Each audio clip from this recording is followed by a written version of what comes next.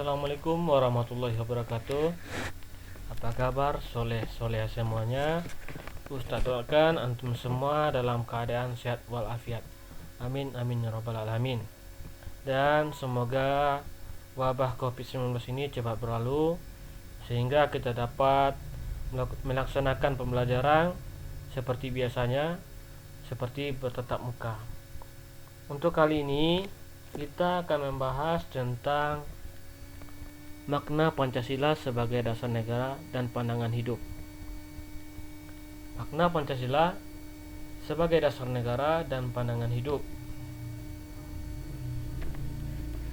Pancasila sebagai dasar negara. Semua negara di dunia haruslah memiliki dasar negara atau fondasi negara. Ya, fondasi tersebut berupa ciri, cita-cita, acuan dan tujuan yang akan dicapai suatu negara yang tentunya berbeda dari negara lain. Seperti pada sidang BPUPKI, awal dari sidang BPUPKI pada tanggal 29 Mei sampai tanggal 1 Juni, Ketua BPUPKI itu menyampaikan pidatonya dan memberikan pertanyaan kepada forum yang ikut rapat pada saat itu, untuk menjadikan sebuah negara haruslah memiliki dasar negara, dan ditanggapi oleh tiga perwakilan dari forum tersebut untuk menyampaikan rumusan dasar negara. Yang pertama disampaikan oleh Muhammad Yamin pada tanggal 29 Mei 1945, ya. Kemudian yang kedua disampaikan oleh Supomo pada tanggal 31 Mei 1945, dan terakhir pada tanggal 1 Juni 1945 itu disampaikan oleh Soekarno, ya. Makanya pada saat ini bisa dikatakan kita selalu memperingati hari lahirnya Pancasila itu pada tanggal 1 Juni 1945. Namun setelah kemudian dibentuklah yang namanya Panitia 9, dan Panitia 9 itu melahirkan adanya Piagam Jakarta, ya.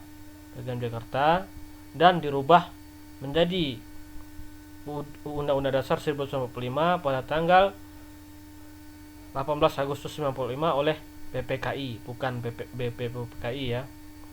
Dan sila yang pertama itu dirubah menjadi ketuhanan yang Maha Esa. Sebelumnya ketuhanan dengan menjalankan syariat agama Islam. Ya, jadi itu.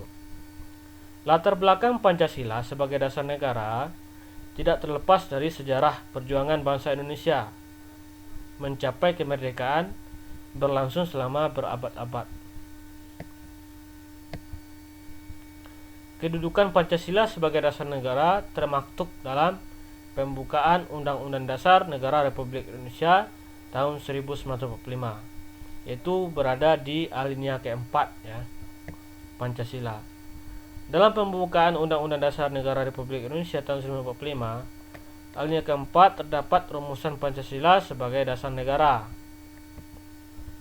Pancasila disebut juga sebagai dasar falsafah negara, ya, atau filosofis Green Slate, dan ideologi negara atau statute, ya. Dalam hal ini Pancasila berfungsi sebagai dasar mengatur penyelenggaraan pemerintahan negara, ya. Jadi tidak hanya mengatur bagaimana kehidupan masyarakat yang ada di Indonesia, tapi juga mengatur penyelenggaraan pemerintah negara. Jadi presiden pun diatur oleh negara, ya, bagaimana presiden memerintah negara. Makanya ada undang-undang bahwa presiden itu hanya sebatas 5 tahun, ya. Itu karena mengacu kepada penyelenggaraan pemerintah negara atau ideologi negara. Rumusan Pancasila yang terdapat dalam alinea keempat pembukaan UUD Negara Republik Indonesia tahun 1945 secara yuridis konstitusional sah, berlaku dan mengikat seluruh lembaga negara, lembaga masyarakat, dan setiap warga negara tanpa kecuali. Jadi dalam alinea keempat UUD 45 secara yuridis konstitusional sah, ya, berlaku dan mengikat seluruh lembaga negara. Jadi mengikat semua lapisan masyarakat, ya, baik dari masyarakat sendiri, dan pemerintahan. Rumusan lengkap Pancasila telah dimuat dalam Instruksi Presiden RI nomor 12 tahun 1998 tanggal 13 April 1998. Jadi ada rumusan lengkap Pancasila ya. Mulai dari pendapat dari M. Yamin, pendapat dari Soepomo, pendapat dari Soekarno, dan perubahan pada tanggal yang dilakukan oleh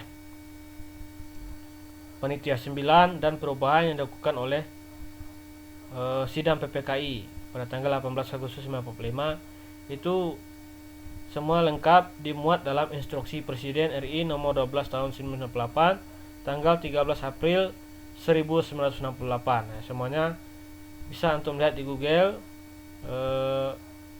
Instruksi Presiden RI nomor 12 tahun 1998. Peneguhan Pancasila sebagai dasar negara sebagaimana terdapat pada pembukaan juga dimuat dalam ketetapan MPR ya. Jadi untuk meneguhkan Pancasila sebagai dasar negara sebagaimana yang ada di pembukaan UUD 1945, maka MPR juga memuat atau membuat ketetapan MPR nomor 2 MPR garing 1978 tentang pedoman penghayatan dan pengamalan Pancasila dan penetapan tentang penegasan Pancasila sebagai dasar negara. Jadi hukum tertinggi dari Indonesia inilah TAP MPR ya. Jadi TAP MPR ini sudah jelas ya.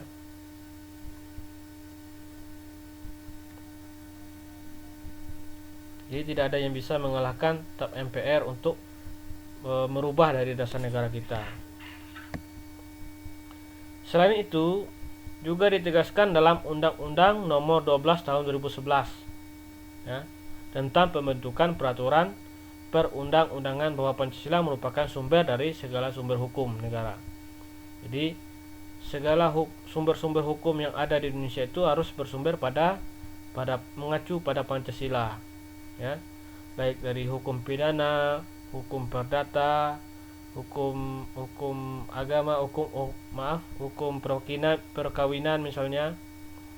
Jadi itu harus bersumber kepada Pancasila. Pancasila ditempatkan sebagai dasar dan ideologi serta sekaligus dasar filosofis bangsa dan negara, sehingga setiap materi muatan peraturan perundang-undangan tidak boleh bertentangan dengan nilai-nilai yang terkandung dalam Pancasila. Oke, terima kasih. Itulah pembahasan kita mengenai makna Pancasila sebagai dasar negara dan pandangan hidup. Ya, yang kita bahas hari inilah Pancasila sebagai dasar negara ya. Untuk selanjutnya minggu depan kita akan membahas tentang Pancasila sebagai pandangan hidup.